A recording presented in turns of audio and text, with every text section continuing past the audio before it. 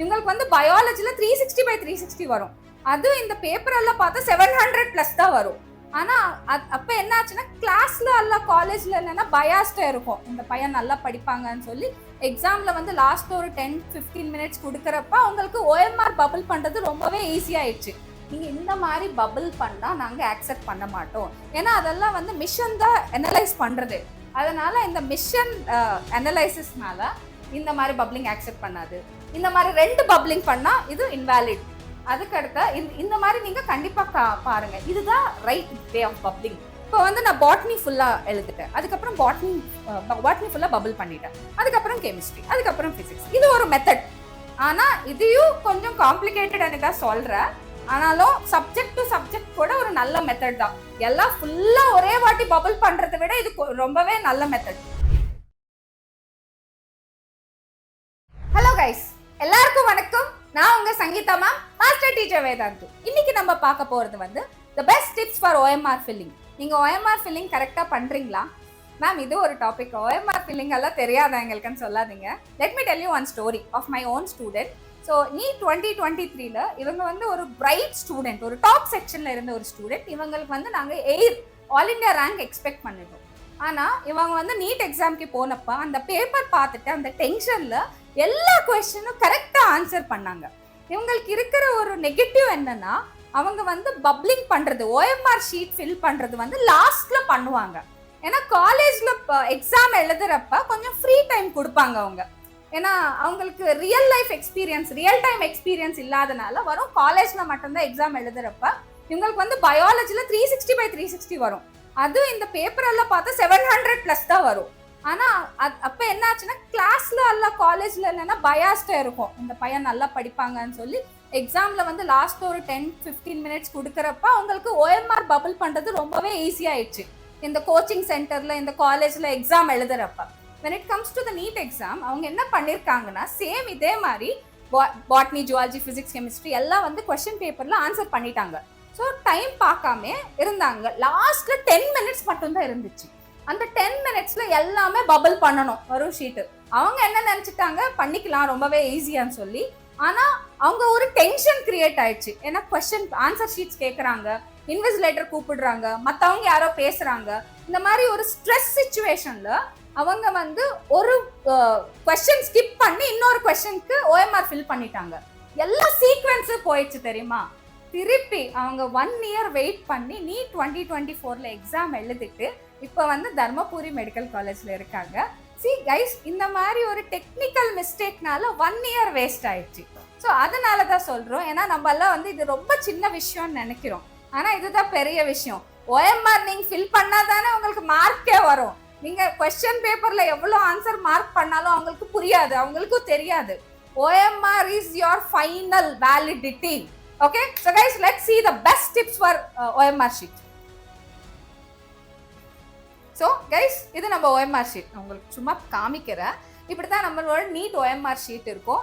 இங்க வந்து உங்களோட roll number, test booklet number எழுதணும்.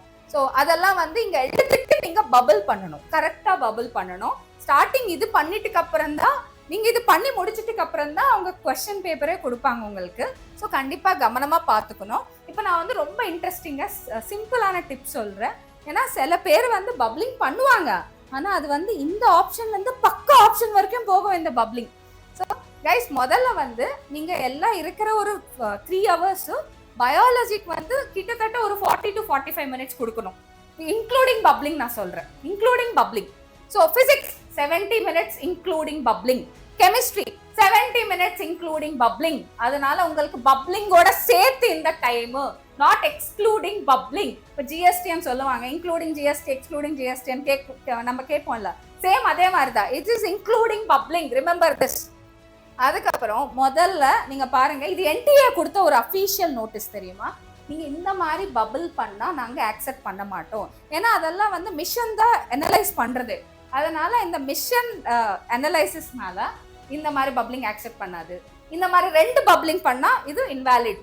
அதுக்கடுத்த இந்த மாதிரி நீங்க கண்டிப்பா பாருங்க, இதுதான் right way of bubbling. This is wrong way of bubbling and this is right way of bubbling. இதுக்காக சில டிப்ஸ் சொல்றேன். லாஸ்ட்ல உங்களுக்கு ஒரு இன்னொரு டிப் இருக்கு. So watch it till the last. Half knowledge is dangerous. Dot method. So நிறைய பேருக்கு வந்து என்ன நினைக்கிறாங்கன்னா, மேம் நாங்கள் ஃபாஸ்ட்டாக ஆன்சர் பண்ணணும், இப்போ பப்ளிங் பண்ணால் கொஞ்சம் டைம் ஆகும் மேம்னு சொல்லணும்னா நீங்கள் ஒரு வேலை பண்ணுங்க. ஸோ நீங்கள் ஒரு கரெக்ட் ஆன்சர் உங்களுக்கு you are very confident about the correct answer, ஒரு டாட் வச்சுட்டு வாங்க, அவ்வளோதான். ஸோ இன்னைக்கு இந்த ஆன்சர் வந்து B is the correct answer, లేదా 2 is the correct answer. Just put a dot in that option and you continue answering the questions. So ஃபைனலாக வந்து நீங்கள் எல்லாமே அந்த டாட் பண்ணதெல்லாம் வந்து நீங்கள் கவனமாக பபிள் பண்ணிடுங்க. இது ஒரு மெத்தட். திஸ் இஸ் டாட் மெத்தட்னு சொல்லுவோம். அதுக்கடுத்து நீங்கள் பார்த்தா சர்க்கிள் மெத்தட். இது நிறைய பேர் பண்ணுவாங்க. ஏன்னா நீங்கள் டாட் பண்ணாமே just circle the outline, brighten the outline. அப்போ நீங்கள் திருப்பி நீங்கள் உங்களோட ஆன்சர் கண்டினியூ பண்ணிக்கோங்க. Just circle. இது ப்ராக்டிஸ்னால தான் வரும் இந்த சர்க்கிள் மெத்தட். டாட் மெத்தட் ரொம்ப ஈஸி. நீங்கள் சர்க்கிள் மெத்தட் பெட்டடா, டாட் மெத்தட் பெட்டடானா go for dot method. And next time to time. நிறைய பேர் என்ன பண்ணுவாங்கன்னா, இப்போ பயாலஜி இந்த கொஸ்டின் ஆன்சர், ஃபர்ஸ்ட் கொஸ்டின் நான் உடனே பபிள் பண்ணுவாங்க, செகண்ட் கொஸ்டின் உடனே பபிள் பண்ணுவாங்க, தேர்ட் கொஸ்டின் உடனே பபிள் பண்ணுவாங்க. அவங்க என்ன நினைப்பாங்கன்னா, இந்த டைம்க்கு எனக்கு இந்த மார்க்ஸ் வந்துச்சு, அவ்வளவுதான். within this 50 seconds, within this 30 seconds I got the mark also because I bubbled in my sheet. I banked the marks also. I got that balance sheet எனக்கு வந்துச்சு அந்த மார்க்ஸ் னு சொல்லி. இது டைம் டு டைம் மெத்தட். இன்னொரு method subject to subject. இப்போ வந்து நான் பாட்னி ஃபுல்லா எழுதிட்டேன், அதுக்கப்புறம் பாட்னி ஃபுல்லா பபிள் பண்ணிட்டேன், அதுக்கப்புறம் கெமிஸ்ட்ரி, அதுக்கப்புறம் பிசிக்ஸ். இது ஒரு மெத்தட். ஆனா இதையும் கொஞ்சம் காம்ப்ளிகேட்டட் தான் சொல்றேன். ஆனாலும் சப்ஜெக்ட் டு சப்ஜெக்ட் கூட ஒரு நல்ல மெத்தட் தான். எல்லாம் ஃபுல்லா ஒரே வாட்டி பபிள் பண்றதை விட இது ரொம்பவே நல்ல மெத்தட். நெக்ஸ்ட் இதுக்கு அடுத்த டபுள் செக் மெத்தட். ஸோ முதல்ல வந்து ஒரு சப்ஜெக்ட் எல்லாம் பபிள் பண்ணிட்டு திருப்பி ரீசெக் பண்றது. இது வந்து ரொம்ப டைம் டேக்கிங் மெத்தட். இந்த மெத்தட் பண்ணணும்னா உங்களுக்கு நிறைய டைம் வேணும். அதனால ஒரு பபிள் பண்ணிட்டு உடனே டைம் டு டைம்லயே டபுள் செக் பண்ணிக்கோங்க, கரெக்டா பபிள் பண்ணிட்டீங்களா இல்லையான்னு சொல்லி. அதுக்கப்புறம் 5 to 5 மெத்தட். இது மெத்தட் என்னன்னா, எவ்ரி 5 கொஸ்டின்ஸ்க்கு ஒரு வாட்டி பபிள் பண்றது. இது நிறைய பேர் அடாப்ட் பண்ற ஒரு மெத்தட். ஏன்னா ரொம்ப ஈஸியா இருக்குன்னு கூட சொன்னாங்க. டாட் மெத்தட் ஒன்று, 5 to 5 மெத்தட் வந்து நிறைய பேர் சொல்லுவாங்க, மேம் இது ஒர்க் அவுட் ஆயிடுச்சுன்னு சொல்லி. Every 5 questions bubbling. See guys, you have to bubble in a centripetal manner. What is centripetal? Let me show you. Ma'am சென்ட்ரிபெட்டல்னா என்னன்னா, ஸோ இப்போ வந்து இங்க இந்த வெளியே ஃபர்ஸ்ட் ஆரம்பிச்சுட்டு நீங்க உள்ள போகணும். ஓகே, அப்போ உங்களுக்கு பப்ளிங் ரொம்ப ஈஸியா இருக்கும். நீங்க உள்ளிருந்து ஸ்டார்ட் வெளியே போனீங்கன்னா ஸ்மட்ஜ் ஆகும் இல்ல. So make it, don't go for centrifugal. சென்ட்ரிஃபியூகல்னா வெளியே போறது. Make it centripetal. வெளியிலிருந்து ஆரம்பிச்சுட்டு உள்ள போகணும். This is the centripetal method of bubbling. இதுதான் கொஞ்சம் ஸ்மட்ஜ் ஆகாம இருக்கும். அதுக்கப்புறம் இப்போ ஒரு bonus tip. What is the best pen for bubbling the OMR? இப்போ நீங்கள் நீட் எக்ஸாம்ஸ் எல்லாம் வந்து வீக்லி டெஸ்ட், அதுக்கப்புறம் டெய்லி டெஸ்ட் இந்த மாதிரி எழுதுறப்ப இந்த மாதிரி பென்ஸ் எல்லாம் நீங்கள் யூஸ் பண்ணுங்க, ரொம்பவே இருக்கும். ஏன்னா டெக்னிக்கலாக பென்னு நல்லா இருந்தால் தான் நம்ம ரொம்ப நல்லா பபிள் பண்ண முடியும். எதுக்காக பால் பாயிண்ட் பென்னை நம்ம செலக்ட் பண்ணணும் நான் சொல்கிறேன். ஏன்னா பால் பாயிண்ட் பென்னால் நம்மளுக்கு ஸ்மட்ஜிங் வராது, கண்ட்ரோல்டாக இங்க் ஃப்ளோ வரும், சாஃப்ட் கம்பேட்டபிலிட்டி இருக்கும். ஸோ முதல்ல வந்து நான் இன்னொரு டிப் என்னன்னா, நீங்கள் பெண்ணை பிடிக்கிறப்ப கண்டிப்பாக அங்கே ஒரு ரப்பர் குஷனிங் இருக்கும். அது இருக்கிற மாதிரி கொஞ்சம் பார்த்துக்கோங்க, உங்களுக்கு பபிள் பண்ணுறது கொஞ்சம் கம்ஃபர்டபுளாக இருக்கும். So don't use the gel Benz R fountain Benz R markers. ஏன்னா அதனால நிறைய ஸ்மட்ஜ் ஆகும். உங்களுக்கு பின்னாடிலேருந்து பார்த்தா கூட கலர் தெரியும், தெரியுமா? சில டைமில் அந்த இங்க் லீக்னால அது டியர் ஆகிட்டே போகும் பேப்பர். இதுக்கப்புறம் ஸோ நான் சொல்கிறேன்ல, உங்களுக்கு பெஸ்ட் பென் ரோரிட்டோ ஃபாண்டாஃப்ளோ. ரோரிட்டா ஃபாண்டாஃப்ளோ இது ஒரு சூப்பர் பென்னு. நிறைய பேர் யூஸ் பண்ணுற ஒரு பென்னு. நீங்கள் இங்கே பாருங்கள், உங்களுக்கு ஒரு ரப்பர் கிரிப்பு இருக்குது.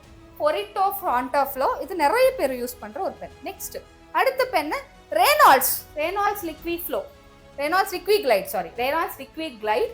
இதுக்கு உங்களுக்கு பார்த்துட்டிங்கன்னா இந்த ரப்பர் குஷனிங் இருக்கும். இது கூட நல்லா கம்ஃபர்டபுளாக இருக்கும், ரொம்ப ஈஸியாக இருக்கும் பபிள் பண்ணுறது. ஏன்னா பேப்பருக்கு ஹோல் ஆகாது, இங்க் நிறைய லீக் ஆகாது. இது நான் கூட பர்சனலாக யூஸ் பண்ணுவேன் இந்த பென்னு, ரெனால்ட்ஸ். அதுக்கப்புறம் இது இன்னொரு பென்னு, எனக்கு வந்து ஒரு ஸ்டூடெண்ட் சஜஸ்ட் பண்ணாங்க இந்த பென்னு, யூனோமேக்ஸ் போல்ட்ரான். இது ஒரு பென்னு. இதெல்லாம் பால் பாயிண்ட் பென் தான், ஏன்னா இங்க் பென்னு மார்க்கர்ஸ் இதெல்லாம் நம்ம யூஸ் பண்ணக்கூடாதுனால. So these are the pens, the best pens for OMR markings, OMR bubbling. So guys, உங்களுக்கு இந்த செஷன் எந்த மாதிரி பிடிச்சிருக்குன்னு சொல்லி கமெண்ட் பண்ணுங்க. உங்களுக்கு ஏதாவது புதுசாக ஏதாவது பென்னு தெரிஞ்சா, ஏதாவது டெக்னிக் தெரிஞ்சா OMR பப்ளிங்ல கண்டிப்பாக சொல்லுங்க. So we will make a shot on your name. Thank you so much. Your Sangeetha Mam.